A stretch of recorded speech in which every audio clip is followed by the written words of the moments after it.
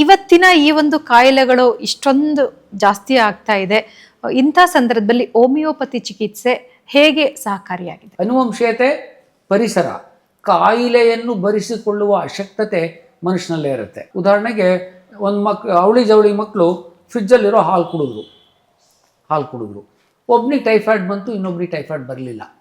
ಅಂದರೆ ಒಂದೇ ಅನುವಂಶೀಯತೆ, ಒಂದೇ ಪರಿಸರದಲ್ಲಿ ಬೆರೆದ ಎರಡು ಮಕ್ಕಳುಗಳಿಗೆ ಒಂದೇ ಕಾರಣದಿಂದ, ಒಂದೇ ಸಾಲ್ಮೊನೆಲ್ಲ ಟೈಫೈಯಿಂದ, ಒಂದೇ ಡೆಂಗ್ಯೂ ಇಂದ ಸೊಳ್ಳೆ ಕಚ್ಚಿದ್ರೂ ಇವಳಿಗೆ ತೊಂದರೆ ಬಂತು, ಅವಳಿಗೆ ಬರಲಿಲ್ಲ.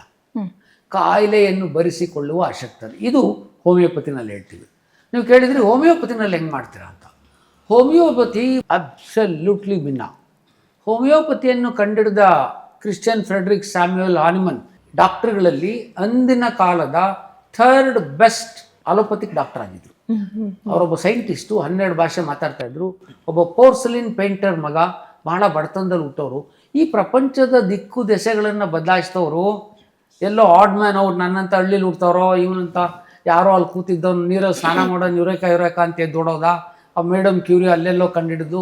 ರಾಕ್ ಫೆಲ್ಲರ್ ಫೌಂಡೇಶನ್ ಅವರಾಗಲಿ, ಟಾಟಾ ಬಿರ್ಲಾ ಫೌಂಡೇಶನ್ನವರಾಗಲಿ ಬೇಸಿಕ್ ಸೈನ್ಸಲ್ಲಿ ಏನನ್ನು ಕಂಡುಹಿಡಲಿಲ್ಲ. ಈ ವ್ಯಕ್ತಿ ಎಡ್ವರ್ಡ್ ಜನ್ನರ್ ಇರ್ಬೋದು, ವಿಲಿಯಂ ಆಸ್ಲರ್ ಇರ್ಬೋದು, ನಾನು 10 ಹೆಸರು ಹೇಳುವಲ್ಲೇ ನಾನು.